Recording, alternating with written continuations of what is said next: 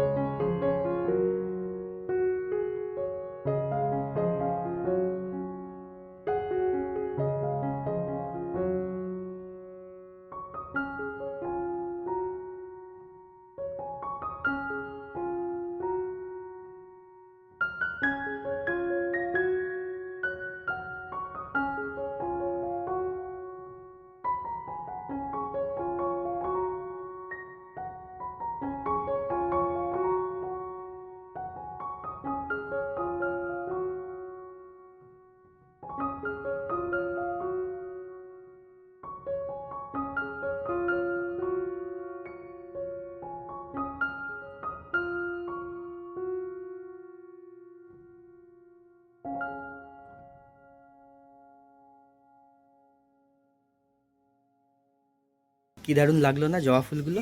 আমার তো দারুণ লাগছিল জবা ফুলগুলো। আমিও আগে আমাদের বাড়িতে, আমাদের বাড়ির যে উঠোনে, এখানে অনেক গাছ লাগাতাম আমি। বিভিন্ন ধরনের জবা গাছ, তারপরে পাহাড়ি ফুল গাছ লাগিয়েছিলাম কিছু। যদিও আমি নামগুলো ঠিক জানি না, তখন ছোট ছিলাম।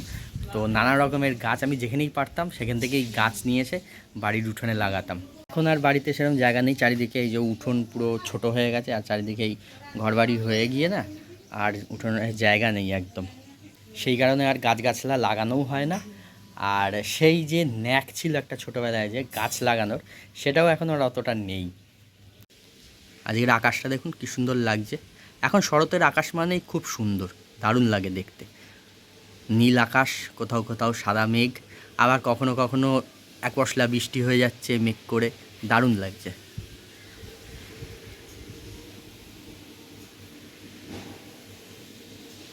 আজকে সকালের জলখাবারে খেলাম ভাত।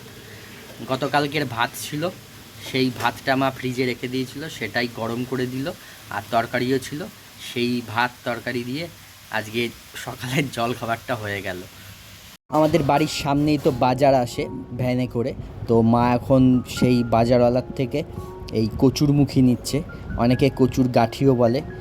তো এই কচুর গাঠিটা খেতে কিন্তু আমার খুব ভালো লাগে। এটা নিরামিষ করে রান্না করুক বা চিংড়ি মাছ দিয়ে করুক, দারুণ লাগে খেতে।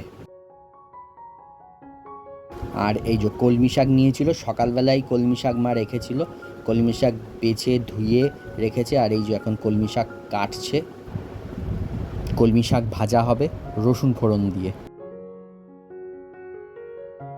আর এখানে রয়েছে ঢেলা মাছ। ঢেলা মাছটাও আমাদের বাড়ির সামনে যে মাছওয়ালা এসেছিল ওনার থেকে রাখা হয়েছে, মা রেখেছে ঢেলা মাছ। তো আজকে ঢেলা মাছের পাতলা ঝোল হবে। আর এই ঢেলা মাছের ঝোলটা আমি রান্না করছি, কারণ হচ্ছে মায়ের শরীরটা একটু খারাপ।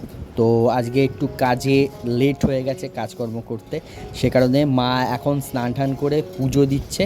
ততক্ষণে মাকে আমি বললাম যে মাছ তো মা কেটে বেছে ধুয়ে দিয়েছে মা মাছটাকে।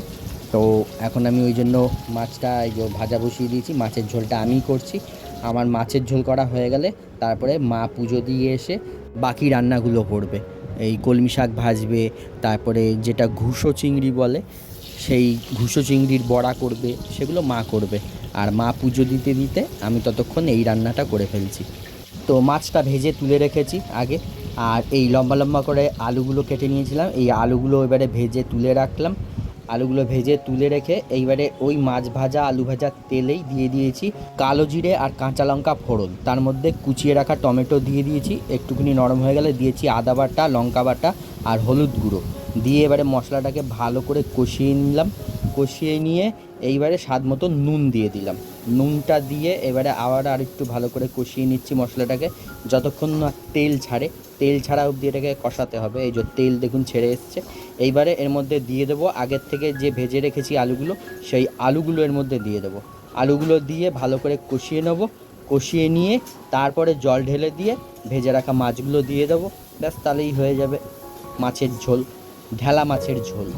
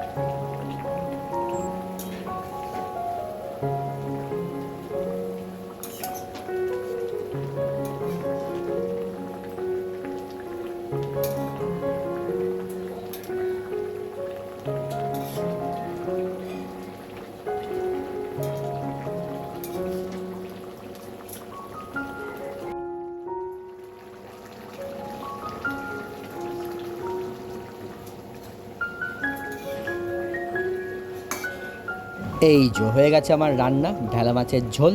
এইবারে মায়ের পালা, এবারে মা রান্না করবে।